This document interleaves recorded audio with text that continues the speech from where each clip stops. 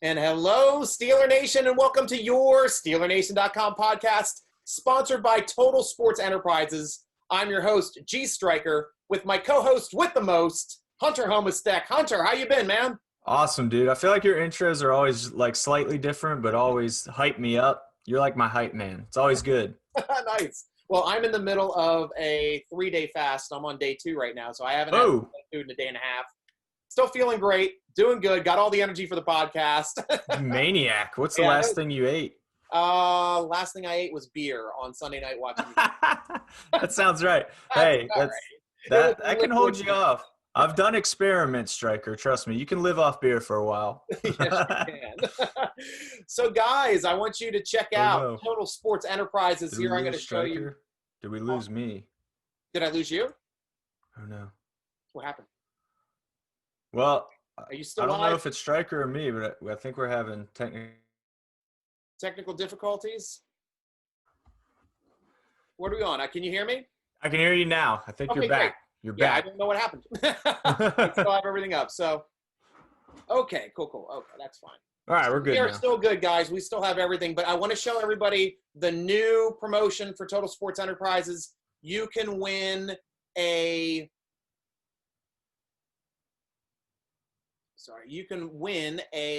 jersey, and the jersey this week will be the Deontay Johnson jersey. And right now, everything on the store or in the store currently is 45% off. So jump on tseshop.com. You get 45% off the whole store. And looking right here live with us on Facebook, I'll drag down to the fun one here, which is we are giving away a signed Deontay Johnson custom color rush jersey in honor of the game-sealing touchdowns on yesterday. To enter, follow us at Total Sports ENT, plus retweet this post. Winner announced on Wednesday. Easiest way to win something. Follow Total Sports Entertainment. Follow Total Sports Enterprises. Follow Steeler Nation Podcast at _SN Podcast. And retweet it. You get a chance to win a signed DJ jersey. So thank you so much for our sponsor there, Total Sports Enterprises, for making sure we are all swagged out for the Steeler season. Perfect. And it's a color rush. Yeah, color rush too. So we are happy with the Steelers win. It might not have been the prettiest. Looked like it was going to be a blowout starting in the game.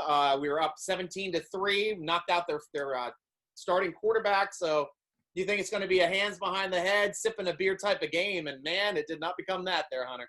Well, that's the thing about the NFL, man. There's no free passes, as they say. That's why they play the games. You never know what's going to happen, man. These are all pros. They're all high-level athletes. They know what they're doing. Denver, to their immense credit, Denver made some amazing adjustments at halftime and made that game much closer than it had any business being. Started kind of picking apart the Steelers across the middle of the field.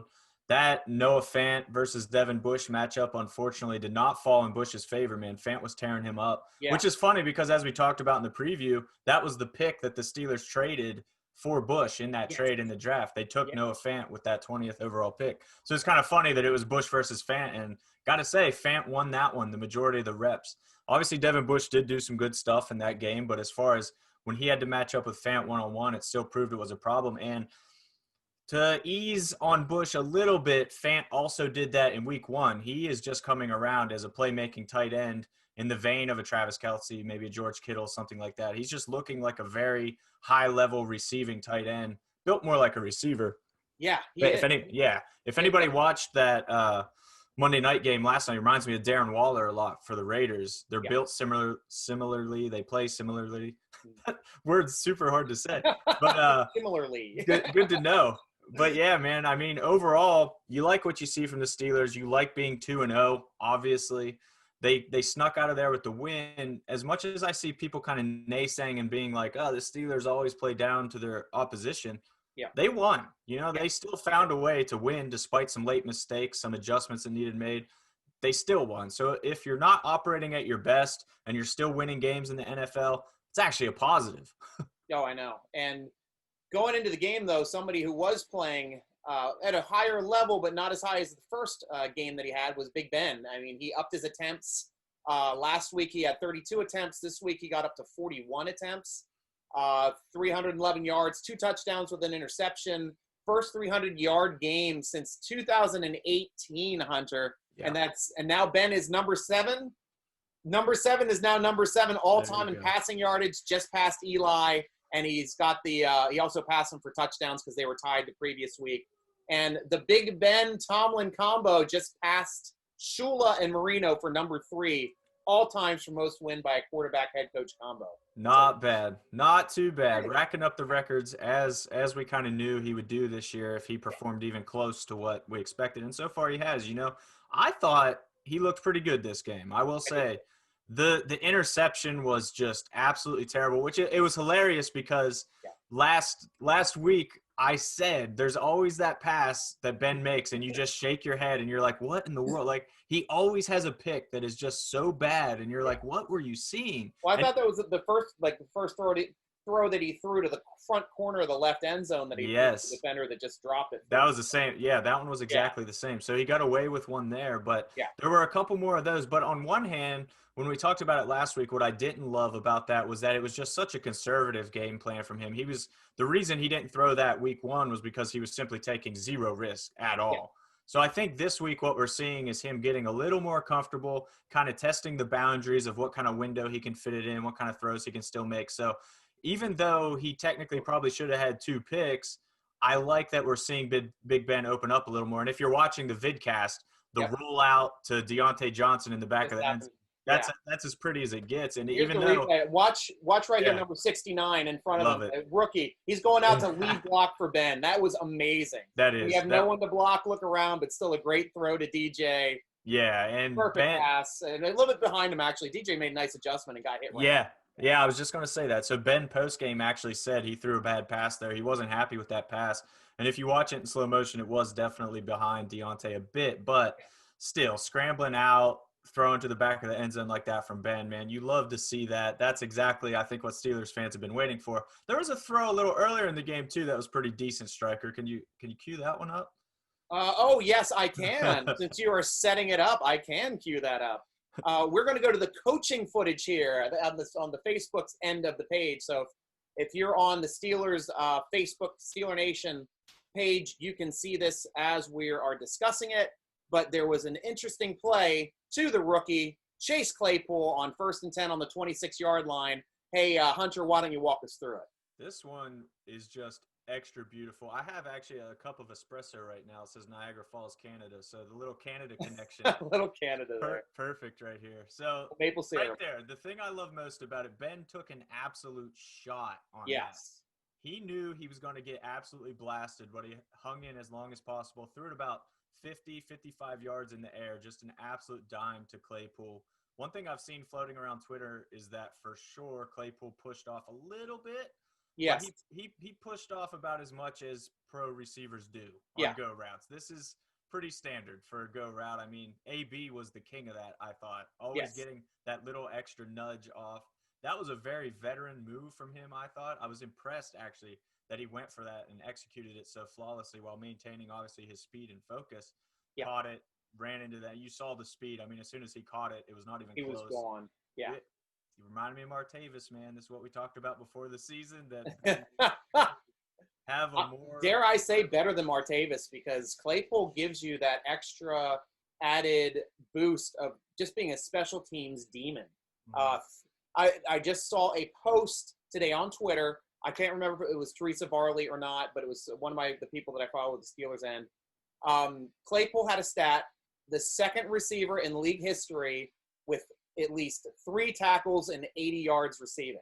That's a hilarious stat. The other one was Josh Cribbs back in 2012. Yeah. Now we have our tackling machine on special teams in Claypool. And another interesting thing about Claypool as well, the reason why he continued to play special teams all the way through, even his senior year at Notre Dame, was because he insisted to play on special teams. He did not want to be taken off of special teams. He enjoys it so much. He takes so much pride in it, and he knows it can help the team win. And that is one of the biggest reasons why the Steelers went out and grabbed him. And Mike Tomlin even mentioned that in the presser today. Yep, that's the most Steelers mentality thing ever. You've got this star receiver who, obviously, receivers already have the reputation of being the divas of the team. You know, they don't want to get dirty. They want to just go out, catch their passes, and put up stats. Meanwhile, Chase Claypool is like, I want to go hit people at full speed, please. Like, let me do that. So, and yeah, I mean, you saw it this game. He was everywhere on special teams. It's ridiculous, a guy of his size and speed being willing to do it all. Like, it's such an asset for the Steelers. They made out so well that he fell to them, I think. Time will tell exactly how good he is. I'm not ready to say he's better than Martavis. I'll say that because I thought Martavis was an absolutely special talent. I thought Martavis and AB were going to be like the duo for years to come, just unstoppable. Yeah. But obviously didn't pan out. When Martavis played, I mean, he was just electric. And Claypool has flashed that for sure. So I'm very, very interested to see where it goes. I'll say this, man. Coming into the season, I thought Claypool would finish the fourth receiver on the team in most receiving categories. Yeah. I'm definitely feeling he's going to finish third now. I think he's past James Washington already as a threat. That's great. That's great to hear. And looking at the game also, we had a different 100-yard rusher this week. It was not Benny Snell. I know Twitterverse, I know Steeler Nation, we were talking about it. A lot of guys are like, we got to bench Connor. We got to put Snell down, lay the hammer for Snell. And Connor gets 100 yards, 16 carries, 106. Yeah, he had an amazing game. I mean, I don't know why I do this. Why would I ever count out James Conner's struggle? That was just – it was stupid of me in hindsight to ever think that Connor couldn't bounce back from adversity because that's all he's done his entire career is prove people wrong and battle through adversity. But it was honestly always less about Connor and more about Benny Snell because I thought Benny looked very good as a rookie. I thought he looked even better in training camp, and then obviously week one looked phenomenal. I simply thought it was Benny's time, but man, you gotta worry about the performance he put in week two. Even with Connor getting the majority of the reps and playing well, when Benny was in, he wasn't the same as week one. Fumbled again. The fumbling is a major concern at this point for me. Yeah.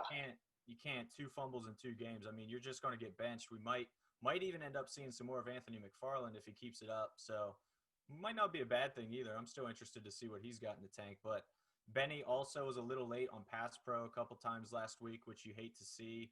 He was just sloppier all around. It was not his game. I'm interested to see how the Steelers coaches will treat him moving forward, if they put him in the doghouse a little or if he gets kind of a free pass and is able to, prove himself worthy of more playing time again.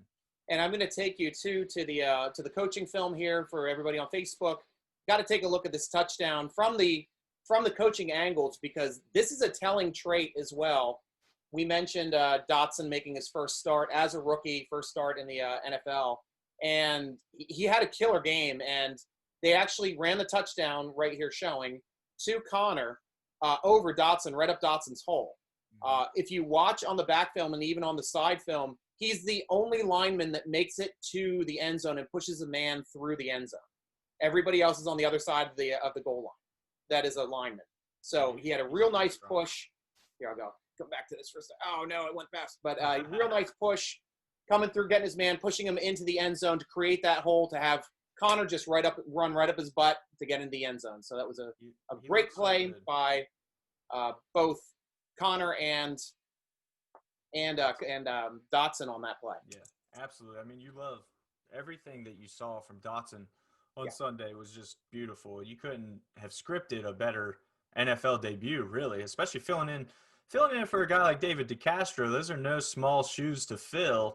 And I think if you didn't know Dotson was a rookie, you would not have watched that game and been like, wow, that right guard really looks like a rookie. He's playing like a rookie. Like, you would have never thought that you would have been none the wiser. If he was just wearing, jersey 66, you may have even thought it was DeCastro. He looked great. I mean, I'll tell you one thing, Hunter. I love the 69 jersey. I am all about it. I'm going to buy a 69 jersey. I've always wanted a Steeler to wear one. There's never really been somebody who really need to get passionate about. But I think Big Dot, I think he's going to be that fun 69 jersey I can wear, have fun at Steeler tailgates, and make crude jokes about it and just have fun with it. It's a very nice number. I always liked Jared Allen. Jared Allen always wore 69 with the Vikings, and I liked him in general. I was always a big Jared Allen guy.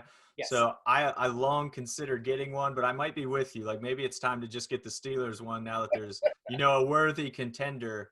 The worst is when dudes get 69 jerseys and put their name, like it's a custom jersey, their name on the back. Like that's cheesy. You can't go that far. Hockey, but I actually played seasons in those jerseys. See, okay, that's a little different. When you're buying it just to show off with the boys, it's a little cheesy. But now that it's an actual, Kevin Dotson jersey, I'm down. I'm all in. Awesome. We touched base on DJ also. Deontay Johnson not only having a good receiving game. I know he was targeted 13 targets. He had 8 receptions, 92 yards, nearly 100 yards, had the touchdown. Great job of keeping that play going when Ben extended it. But his punt returning, man, he was fantastic. I mean, so good. Unfortunately, Sutton got called with that one because that guy wasn't making that tackle no matter what. Right. He made 5 people miss on that called back punt return. Dude, it was ridiculous. And then they had a punt return later, and he made like another 3 people miss to get out to the midfield. I mean, that one, our all-pro punt return. Dude, I mean, he's showing exactly why he's even better at it this year too. I mean, the muff in week 1, obviously not what you want, but besides that, he's the most electric player with the ball in his hands that I've seen since AB for sure. I mean, and may even be a little slipperier than AB in some ways. He just makes ridiculous. The amount of missed tackles, I saw somebody on Twitter rang it up. It was like forced like 14 missed tackles or something. I was like, what? That doesn't even make sense. On the vidcast at the beginning of the season, he led the league last year in forced missed tackles. He doesn't even make sense. Tied with another receiver on like making a juke and then somebody flies by him. That's called a forced missed tackle. Yeah, one of the craziest ones was on the punt return that got called back. Yeah. Mike Hilton, I think it was like lead blocking and just straight up fell on his face. Yeah. And Deontay was like, that's okay. I'll just juke this guy anyway. Like, he should have had an even clearer path. Like, Hilton definitely should have taken this guy out of the play, but just fell inexplicably. And Deontay was like, that's cool, man. I'll just go over here. And was it Deontay Johnson, too, right when he got the kick? Did he run smack into Sutton and then bounce the other way and ripped off the return?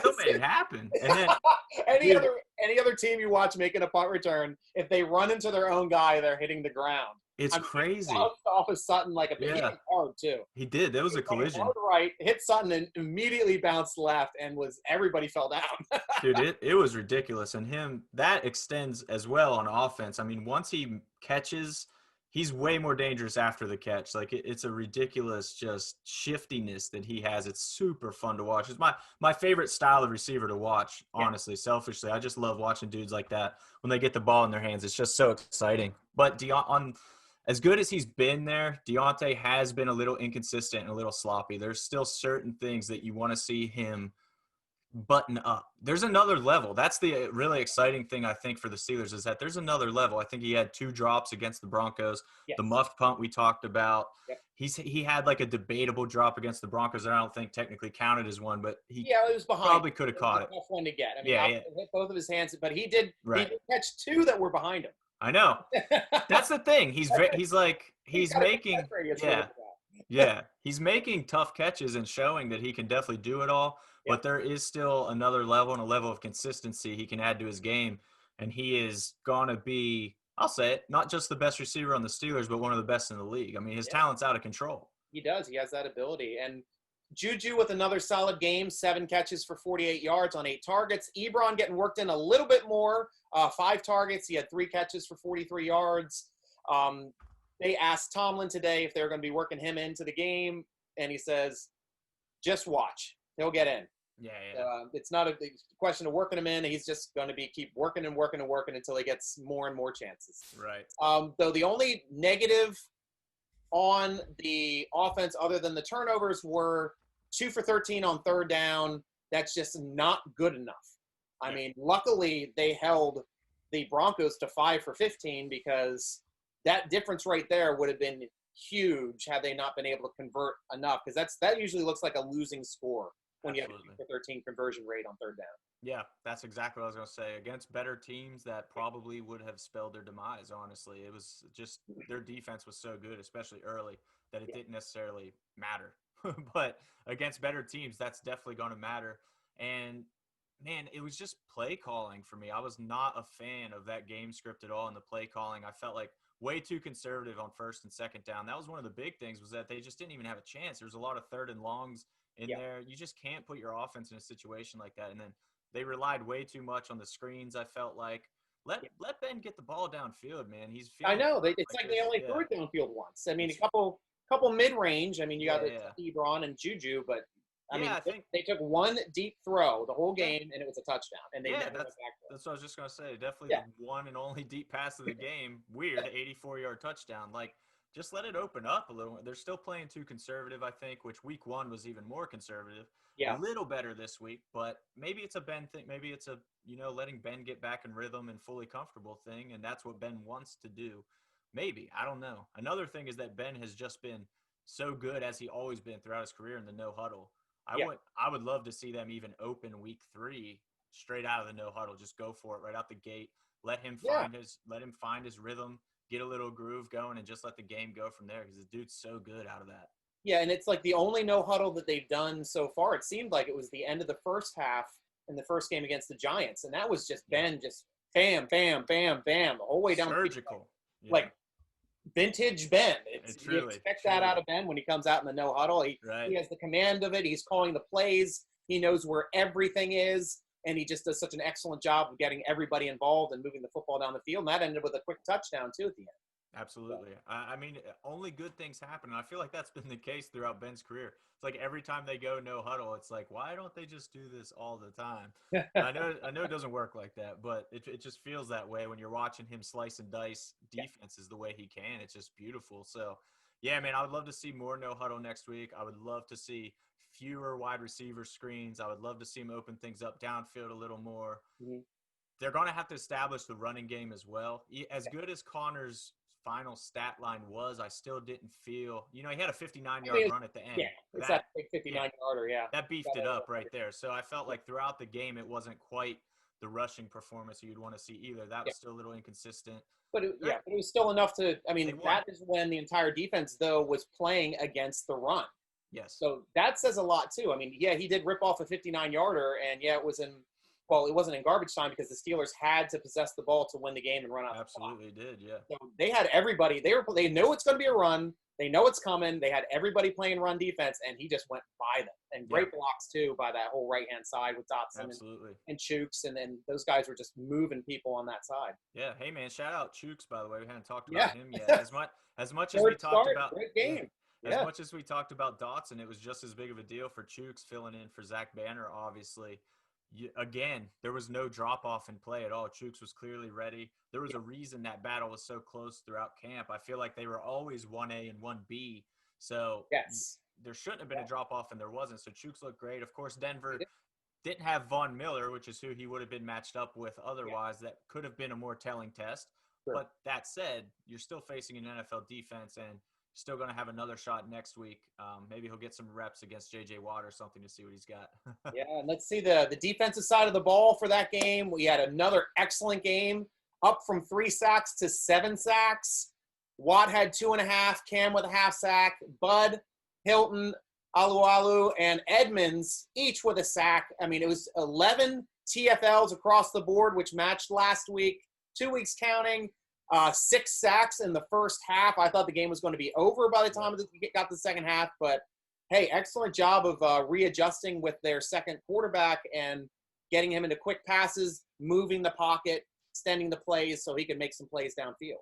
Yeah, everything you just said, man. Their adjustments in the second half were everything because that from the first half pressure on the quarterback was just unbelievable. And I'll say this, I didn't watch every game last week, obviously, but I would be shocked if a defender had a better game than Mike Hilton. That dude everywhere, and that's now 2 weeks in a row. If you would have told me before the season that the Steelers' best defender was Mike Hilton, I like Mike Hilton, and I definitely believe in him as a solid piece and believe he's a very good player, but he is very possibly the best player on a very elite defense, which is just great. There's a fumble recovery from him.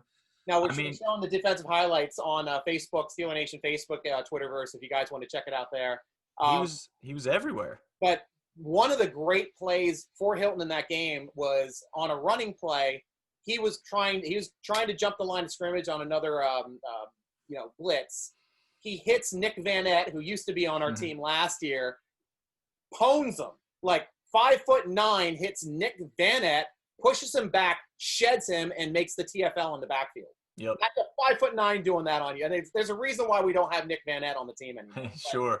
It also speaks to Mighty Mouse, too, being able to push push around somebody and have the want to bust off of tackles, split in there, and make those big plays for the Steelers, because I love Hilton. I've always said no vacancy at the Hilton when he's in pass protect, but man, nice. This splits, He's vicious. He's vicious.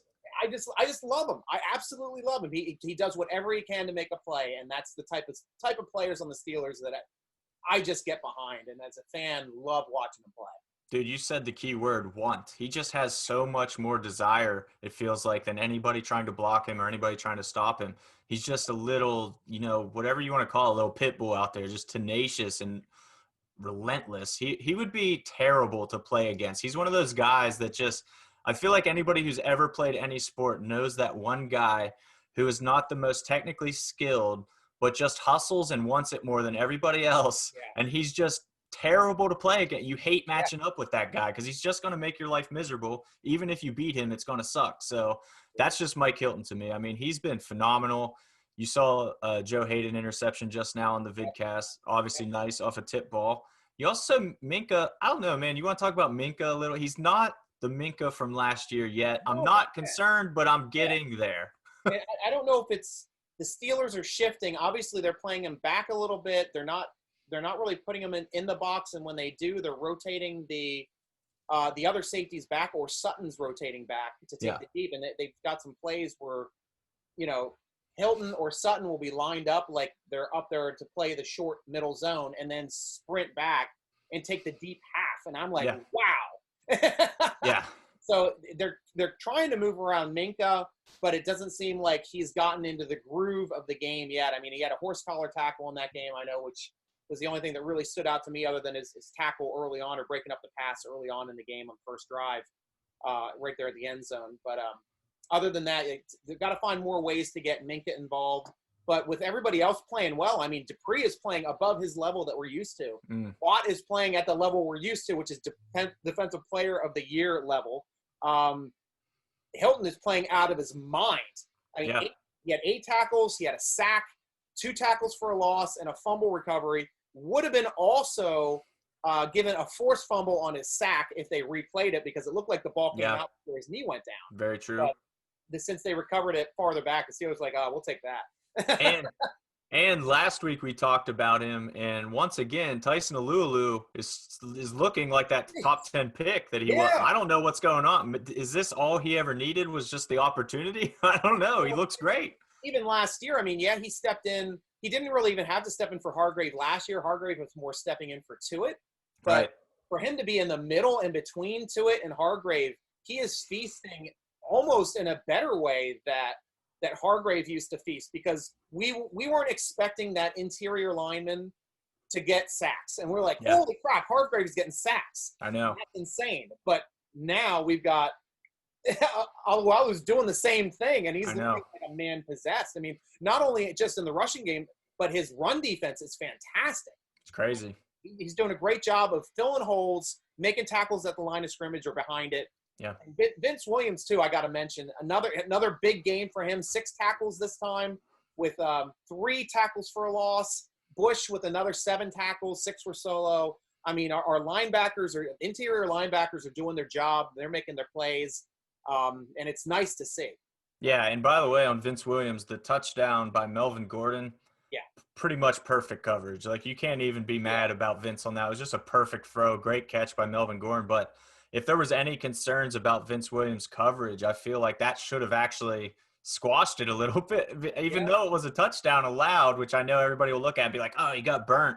He didn't get burned at all. I mean, he hung with a running back, an elite running back at that, downfield, and was stuck, but it was just a great play by the offense on that one. So this is the NFL. The offense makes plays. Yeah. So Twitter, I know everybody gets upset. They're like, you can't have a linebacker in coverage. You can't have a linebacker in coverage. It's like, we're not the only team doing it, guys. This is the way the NFL works. They try to get mismatches. They try to pull linebackers out of their normal spots to force them to make plays downfield. That's what happened there. That's what happened to Bush on the 2 plays back-to-back to Fane, and the touchdown and the 2-point conversion back-to-back. And they, after that moment, they solved it.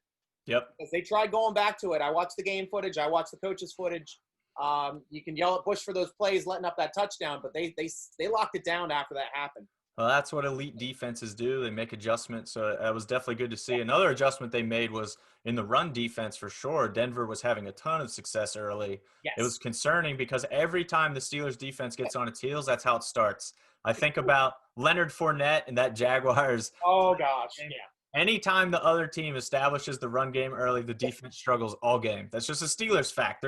I have no stats or signs for this. I just know from watching the games. That's a fact. So, And as the 2020 Steeler fans, I mean, we were used to last week seeing them let up 26 yards total in rushing right, against the Giants, and right. all-world Saquon Barkley, come back from the injury soon, buddy. I'm sorry to hear about that. But for Gordon to rip off 2 runs and have more yardage than their entire team in those first 2 runs, it's like, well, this is going to be a different game. Yeah. I mean, Mike Munchak. That was the game plan. The game plan last week, shut down Barkley. Yep. Game plan this week wasn't really to shut down Gordon. It was kind of to limit Locke. Yeah. And we had our game plan set up to stop Locke, and we did. I was gonna say they certainly limited Locke if that was the goal. But Dupree took care of that for sure. Yeah, I mean Tomlin talked about it before the game and after the game. Mike Munchak, being Denver's offensive line coach, he said he knew that's the ultimate sleeper agent for the other team. Munchak knows what the Steelers do, knows how to exploit it. And they had obviously a great offensive line performance there the first half. So Steelers adjusted, shut it down, all good. But like I said, it was a little concerning at first. We'll see here in week 3 what they can do against the Texans.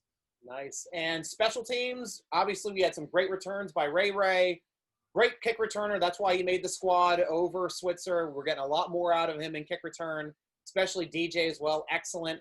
Boz was perfect. 1 for 1 on the field goals, 3 for 3 on extra points. Yep. Oh, quit. What the hell, man? The one guy. It had to come down to him. I love punters. You know me. I love punters. I do. Man, that was not a good game from Colquitt, and that's like, that makes you think, it's like, why did we get him? I mean, that game showed he was not an improvement over Barry. Barry would have like 1 bad kick every 3 games. It seemed like he had 2 punts that were crazy and couldn't really – he did a good job of pinning. I mean, obviously he's a good coffin kicker. The one the Steelers just missed because they came in on the receiver, but the ball bounced behind him and bounced like 8 more times before going into the end zone. Yeah. That should have been down. That's on the coverage teams. For sure. Agreed completely there. Perfect. Yeah. But when he was trying to punt for distance, he could not. No. No, and that was exactly the thing. We talked about it even before the season or when the transaction happened was that Colquitt was supposed to minimize mistakes. Yes. We knew we weren't going to get the 70-yard boots that Barry could occasionally rip off, but that would be okay as long as he was consistently 45 yards with hang time, you know.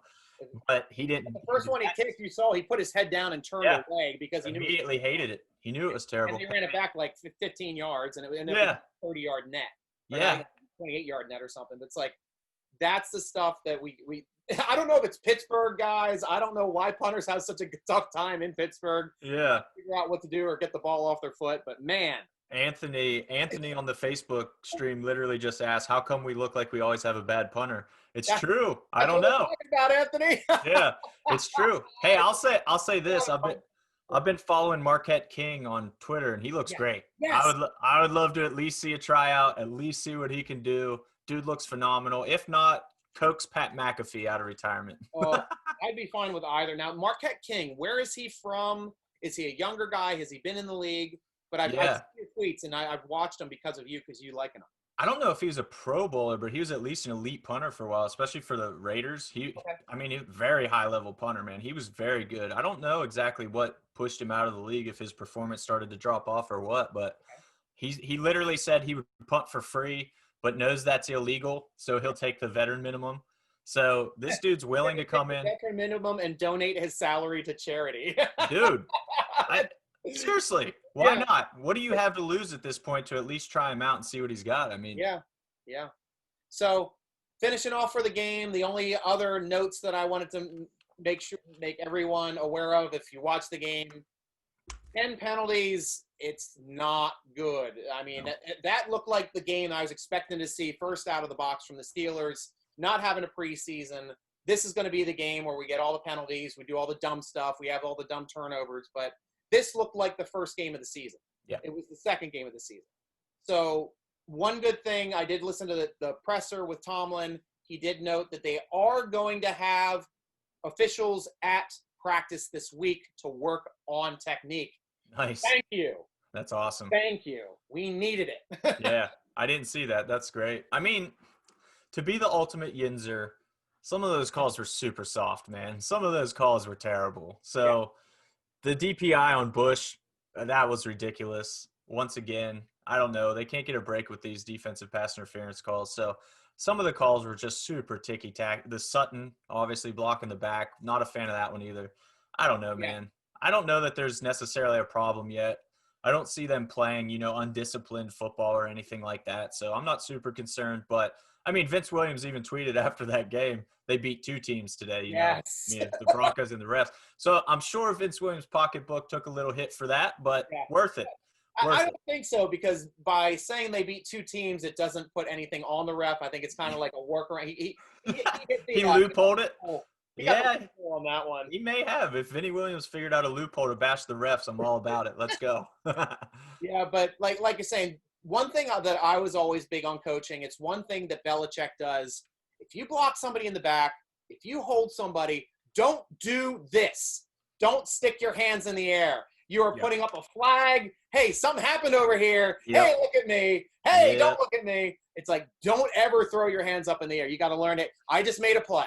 And just always treat it like I just made a play. Now, the defensive backs, even though we're getting called for the pass interference, they're playing it like they're making plays. Mm-hmm. You never want that defensive back to make that hit and then absolutely. Yeah, absolutely. That's even worse. That's way worse. Because the offensive guy is going to do it for you regardless. Even if it's close, the offensive player is going to get up like, where's my flag? That's what they all do. I don't know if they're taught to do that, but I assume because it works. Yeah. That was the other frustrating thing, was how many of those flags came in super late. That always bugged me. I don't understand. Like, either you saw it or you didn't. You can't decide 10 seconds later that you saw pass interference and now I'm going to throw the flag. Like, the one that really upset me was the one that they gave the pass interference call to extend the 3rd and short drive. Mm-hmm. And I watched it on the coaching footage. The call came from 25 yards downfield, thrown late. So it's like, what's that guy doing throwing a call for the line of scrimmage when his job is supposed to be secondary? It's like, how the heck did you even see that? Yeah. So, Anthony here on Facebook just made a good point too that I want to highlight. He said, I also credit it to early season games with no other games. I think that's a huge part of it. With no preseason, they're still kind of working out the kinks and everything. So, and I think, we talked about Minka maybe struggling a little. I think that's the case with him as well, especially a guy who relies so much on timing and instincts as he does. I think he's still kind of getting a feel for the game, and that could be why his play seems a little less than what we expect from him, less than his standard that he certainly established last year. So I think, this team, we said it with Deontay Johnson, he definitely has another level. I think the team in general has another level, and they're 2-0. So that should be super exciting. So for me, I think it's like a tier process for the league. I think you've got your elite teams, obviously your Kansas Cities and your Ravens are elite. Steelers are in the next tier right now. I think they can get to elite. I think their defense can be elite. I think Roethlisberger can be elite. Right now, we're in that next tier. And that next tier is some of these teams that we're playing right now, which are playoff caliber teams that don't have that extra oomph to really be special teams. So, like, Houston's got it, Tennessee's got it. So the next 2 weeks are really going to show where the Steelers fall in that elite level or within the tiering system of special teams. Are they going to be a division winner or are they a wild card team? And that's essentially all it's going to work out to. But a couple more points, last couple points I want to make on the game. Steelers extended their defense, now has a sack in 59 consecutive games. That's tops in the league. That seems fake. Longest streak since 82. Also, this one's specifically for you, Hunter. Even though there were no fans in the stands, Renegade was played. No, I was all excited for that, and then you had dropped Renegade on me. Yep. They said, I don't know if it was Vince Williams. They asked somebody. Yeah, they said it didn't hit quite the same without the fan, which is good. So scrap it then, Steelers. There's no need for Renegade. Well, they still ended the game on a defensive play, but, True. Fair. Devil's advocate, Renegade advocate here. But For us, we got to go with the game balls now. So game balls. Who's your offensive game ball then, Hunter? Man, I haven't even thought about this.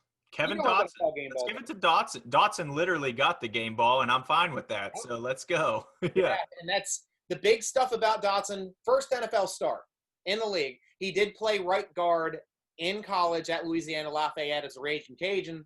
0 pressures on 42 pass plays. Yeah. 0 Nuts. for a rookie. He was the highest rated guard in all of the NFL this year on pass defense. 0 for 42 on pressures. So for his first start, that is huge. Mm-hmm. He also gave the game ball to his dad because Ben gave it to him, and he gave it to his dad because he's a lifelong Steeler fan. And I'm going to say a quote here from him, from Kevin Dotson specifically, is, "I don't get too nervous about football or playing in games. I get nervous about real-life situations." That's awesome. That's a nice thing to say. Kudos to you, Dot. Big Dot. I hope it's the first of many starts that we're going to see. I don't know if he can play left guard yet, but we know he's an excellent right guard, and it's so great that the Steelers got him that late in the 4th round to be this good for the Steelers, both in rushing and passing, because as we were talking about the last time too, Hunter, we were talking about him being a road grader.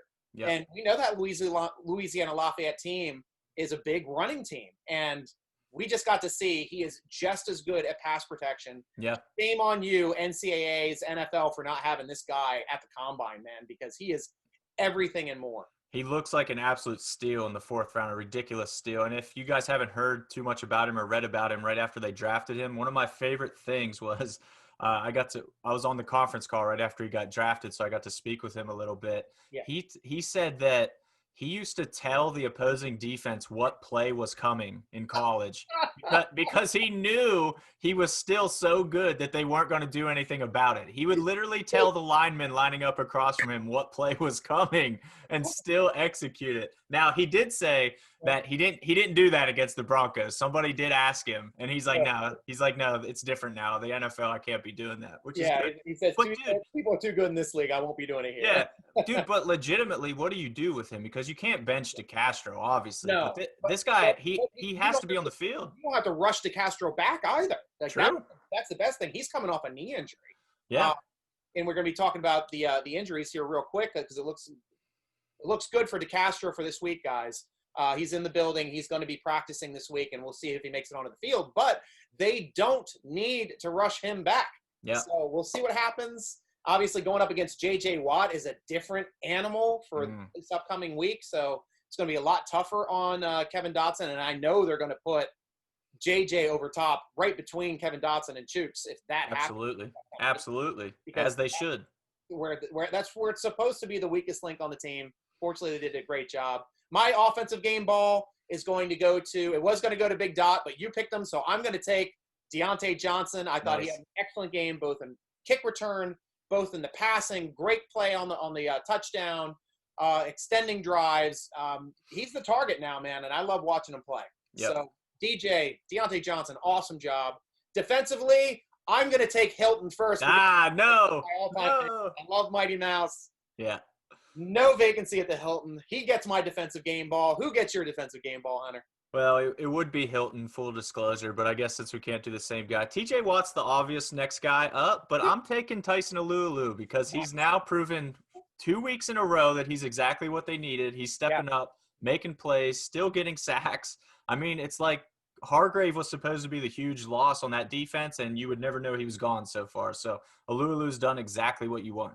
Yeah, and honorable mention also to Watt. Watt's level of play is so high. For 2 weeks in a row, we have not given him the game ball. It's just, yeah. He had an big interception last game to change the momentum in that Giants game. 2.5 sacks. 2.5 sacks, and we still didn't give him the game ball. But that's how good he is. It's like, we expect him to be good. It's like, we can't give him the game ball. But he's just amazing. Yeah, we literally have TJ Watt fatigue already when it comes to awards. It's like it's just what he does. It's just TJ Watt. Like, let's save it for some. I feel like that's how they are with Aaron Donald in the Defensive Player of the Year. Yes. Like, they're just like, it's just Aaron Donald. We can't just keep giving it to him even though he earned it. Yeah. Well, when you're that good, you get it. Injury situation, guys. we're looking excellent. Like I said, the only person that was injured on the roster was David Castro.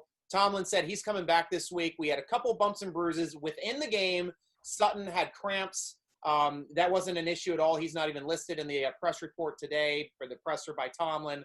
He said Tyson Alualu has a knee. Bud Dupree has a shoulder. Deontay Johnson's still dealing with that toe. Looks like it's probably turf toe. That's the issue. 3 weeks now. He's probably going to – all three of them are probably going to get Wednesday off and then start practicing Thursday, Friday, or be limited early and keep practicing. But we don't anticipate any of them from not playing this week, and this could be a full roster being able to play. Yeah, and a good team coming up. I know a lot of people will look at the Texans and say 0-2. They lost DeAndre Hopkins, and Bill O'Brien's insane, so they're not a threat. But, man, they played the Chiefs and the Ravens so far, which you just talked about as far as there being tiers. You literally said Chiefs and Ravens at the top, which I think most people would agree. Maybe throw the Seahawks in there at this point. They look phenomenal. Yeah, they do. I would have said New Orleans until Monday. Yeah, that was bad. That was definitely bad. Yeah, so the Texans are 0-2, but they've also probably played the two best teams in the NFL. So there's not a ton of shame there. And yes, they've lost DeAndre Hopkins, obviously in the trade.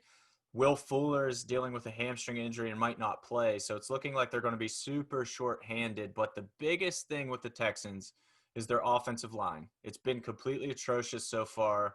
Yeah. They've allowed 57 pressures. Deshaun Watson's been hit 20 times already in 2 games. Wow. This Steelers team is not the team that you want to face when you're trying to figure out your offensive line worries. Yeah. So the Steelers, as we said, they're already on pace for like a ridiculous 80 sacks or something like that. Yeah, Steelers are already leading the league in pressures, and you're right. They're on pace for 80 sacks. And how many pressures here? I think I had it written down. Yeah, it's going to be absurd. 176 tackles for losses. That doesn't even seem like a real number. Right? It's like you're playing Tecmo Bowl back in the 90s. Truly. So football on like the lowest setting. But here's the thing that worries me a little to bring it around a little bit, because on paper you look at that and you say the Steelers are getting at least 8 sacks, and it's going to be terrible to watch. The Broncos, especially in the second half with Driscoll, showed that if you get the ball out fast, you can exploit the middle of the field, which is what Steelers fans have seen this for years with New England. That's exactly how New England always tore them apart. Yep. And it's still a problem. That's just very hard to cover that in the NFL. So if Deshaun Watson can get the ball out quickly, spread it around, take advantage of the middle of the field, they might be able to establish some rhythm as well. And Deshaun Watson is a fabulous quarterback, man. The guy's great. He's still a playmaker. He's one of the best in the league. Yeah. He's still a guy to worry about. David Johnson looked very good week 1. I thought he looked like an old David Johnson in his glory Cardinals days when he was winning everybody fantasy football championships. He looked great. Then week 2 kind of fell off a little rougher for him that game. So it's going to be a matter of the Steelers stopping the run first of all. If they can plug up the run, they're going to force the Texans to pass, which is obviously going to open up opportunities for that pass rush to get to Watson. Yeah. From there, you hope they can just convert the sacks. But like I said, the Texans could very well implement a very quick kind of, West Coasty kind of offense to get the ball out of his hands fast. It worked for the Broncos. There's no reason that Deshaun Watson couldn't pull it off if Driscoll could. Yeah. So it's very, very interesting. I will say it looks like it should fall in the Steelers' favor, but it's the NFL, like we said earlier. It is. And a couple points also from Mike Tomlin's presser that just happened. He was asked about Eric Ebron. They're saying, are you going to work him into the game more? He says, it's early, keep watching. So no worries about it for Ebron. Asked about wearing a mask in practice and games. Coach said, I'm thankful to be working. A lot can't work and I don't take it for granted, and I try to set a good example for everyone. So nice. Kudos on that for wearing the mask. He's at least not getting fined like a lot of the other coaches coming out today. Asked about injuries, he says, I'm only concerned with soft tissue injuries that happen with conditioning and preparedness. Obviously, if a knee goes, shoulder goes, something breaks, that's part of the game. It's not there. He asked about the running game. He says he's generally pleased. We close games out via the run in the 4-minute offenses, and I like that aspect of it. Yeah. Yeah, like we said, we alluded to it earlier in the show, is like things aren't perfect right now for this team, and they're still winning games. So you can't be mad about that. That's all there is to it. If you come out with a win, you come out with a win. There's things they need to work on for sure. But once it clicks, I think we've seen already early enough in this year, we've seen a team that when it's at its best, it's as good as any team in the league. So as long as they can just sustain that, it's one heck of a Steelers team this year. Nice. Tomlin was also asked about the Watt brothers. They asked, do DJ and Derek, or TJ and Derek, talk and motivate each other? This was my favorite quote, and Tomlin says, TJ is a lone wolf. I think he only talks to Bud in a practice setting. Yeah, very true. I've seen that firsthand. TJ is definitely a lone wolf. He's out there to do his job. Crazy focused guy, intense guy. So that's funny. I'm sure they do talk, and Tomlin's hamming it up a little bit for that response. But, hey, shout out Derek Watt. Got a safety as well against the Broncos. So that was cool. It was mostly on the punter. Honestly, I don't know what Denver's punter was thinking there, but, hey, you take what you can get. And it's something also that one question was asked, are you going to use the fullback more? Why'd you spend all that money on Derek Watt? And it was essentially, it depends on the matchup. Some games we're going to use fullbacks extensively. Other games we're not. We were more concerned about losing Matakevich and needing that impact on special teams. Watt has come through in spades on special teams, getting the save, making tackles. Great to have his energy out there on the field. Dude, we're like a broken record on this show talking about the importance of special teams, but you truly can't. I know it's like not fun to talk about, but you can't overstate how important that is, because it just, like he just said, they were worried about losing Tyler Matakevich, which you would never think that the Steelers would be worried about that. But the dude was a special teams demon, and they need that. Like, that's why Chase Claypool continues to play special teams, is because he's so good at it. It's such a crucial part of the game. So they want Derek Watt to kind of be the new Tyler Matakevich. And you feel like, wow, you paid a lot for that, but that's how much you value special teams in the NFL. So it's an easy element of the game to underrate, because it's, making a tackle in punt coverage is not that cool. Yes. But it's so crucial. It's just so crucial. And I know we got questions from Steeler Nation, SteelerNation.com forum. If you go to SteelerNation.com, click on the forum, join it. You get to ask us questions during here, or you can jump on Facebook and ask questions during it, like we're answering some for Anthony. Thank you, Anthony. You can also give shout-outs to Hunter. If anybody's on there saying hi, you can give shout-outs. But right now, /Steel, he asked, is it time to get Derek Watt more touches? It's basically what we just talked about. Yes, we think yes. I think some instances where the defense that we're facing is a little looser in the run, we're going to build more fullback sets. But goal line, I think we should definitely be seeing Derek Watt out there, and I'd love seeing Watt when he does get on the field for those goal line plays and short yardage plays. Yeah, I completely agreed with you on that. I think the Steelers traditionally run the ball better with a fullback, and it's something they've gotten away from. Rosie Nix used to be very good for them, and that it was a big part of Le'Veon and Connor's success for a while, was running behind Rosie Nix. So they got away from it for sure. Last year, obviously, Rosie just was unavailable for the entire season, basically. But now with Derek Watt, I feel like Anthony talked about it as well, like just no preseason, no tune-ups. I think Derek Watt is still kind of finding his footing, taking a little longer than he would have if they had a full normal offseason. So I think they're still warming him up, just like Ebron, like Tomlin said about Ebron. Just watch. I think Watt's time is still coming. Yeah. Second question from Coolie Man. I think you can handle this one, Homistek. It's a great name. I know. He's a good guy. He's the most intelligent poster on the forum.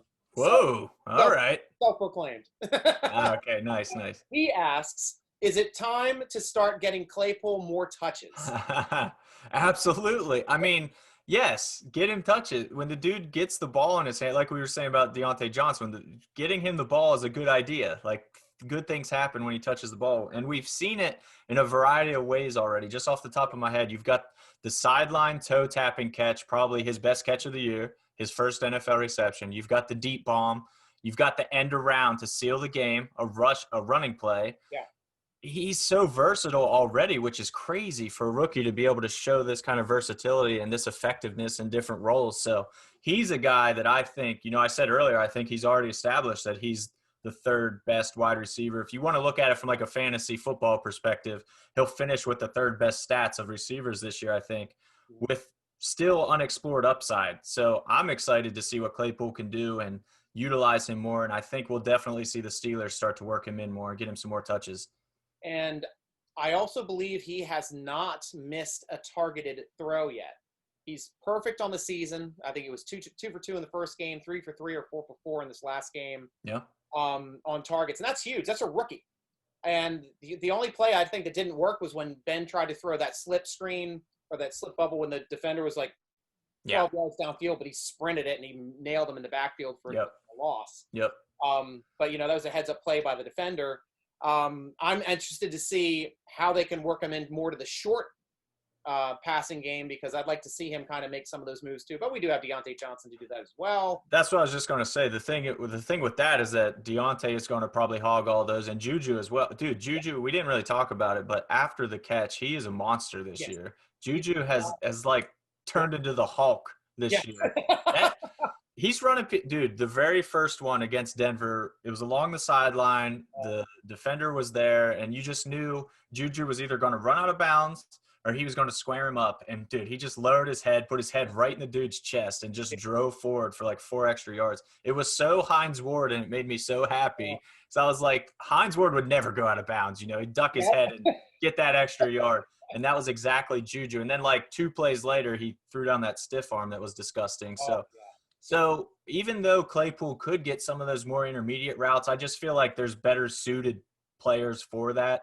There's really no need. I like Claypool as kind of the deep threat, the mix things up and just kill you with size and speed kind of guy. So even though I feel like he could do that, I still don't think he's the best guy for that job, and they have other options. Yeah.